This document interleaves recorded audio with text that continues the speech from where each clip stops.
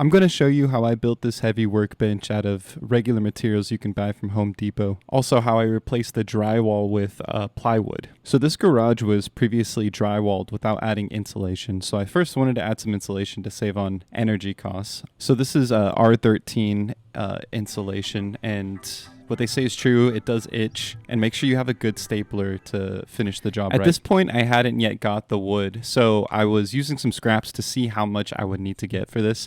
And this whole thing is going to be built out of plywood, 2x4s, and 4x4s. So while I unload this wood, I'll quickly talk about the purpose of this. So this garage is the family garage, and it's gone through 2 different workshops in its days, and they both fell into sort of disrepair, and it became just like a junk storage space. So I built a shed on the side of it in order to move all of that junk into, and now I'm kind of revitalizing the space to turn into a office space, a gym area, and then a place to build things, you know. So the first step is to cut down the 4x4s. So these are going to be the main legs. Everything else is going to be support, and that's going to be the 2x4s that are going to be supporting. Of course, take into consideration the final height you want the bench to be. Typically, it's between 32 to 34 inches. I think we went with 34 on this. I made these legs 31 inches since we're going to have a 3-inch top. I picked up this table saw in order to help everything go a lot faster for $200. Typically, it's like $300, but I found this on Facebook Marketplace. So on all of these legs, I went through and I cut out 1.5 inches on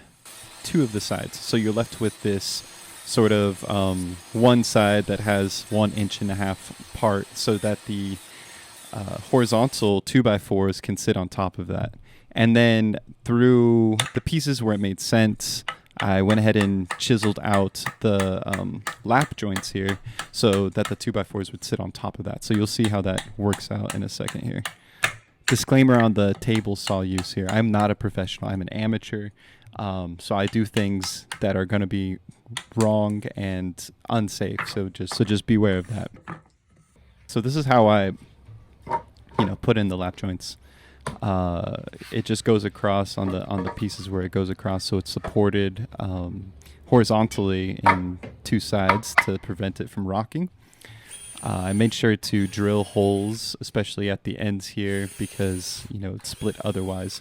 And I'm just using basic decking screws. I think I'm using 2.5-inch decking screws to screw all of this together. And you see how it is beginning to take some shape here.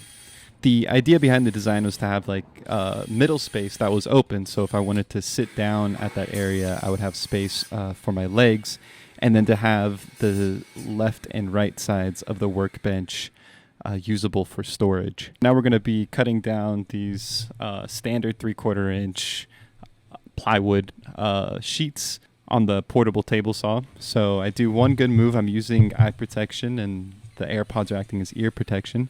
But you should never cut like this. You could see that face right there. That's a guy that doesn't know what he's doing. And we even have the fold-out table as outfeed, which is being completely ineffective at this point. So I have to switch over to the other side in order to pull the plywood through the table saw, which again it's not how you're supposed to do it. Luckily, this is a method I used about 30 more times throughout this whole process. But I didn't get hurt once on the table saw yet. So I'm cutting 3 8-foot long pieces, and then I'm going to be cutting up 3 more 4-foot long pieces, because this is basically a 12-foot long workbench.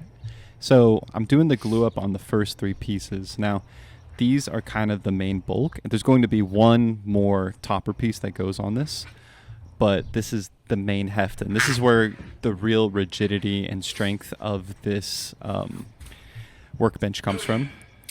Again, I know I didn't use enough glue. It's amateur hour all around for this build. So I use some weights. These are like bumper plates that I just got. You can use any weight. You just have to make sure you have a lot of weight on it to prevent warping. And make sure when you're gluing this up, you do it on the flattest part of your garage floor or the flattest table you have to prevent warping from settling in.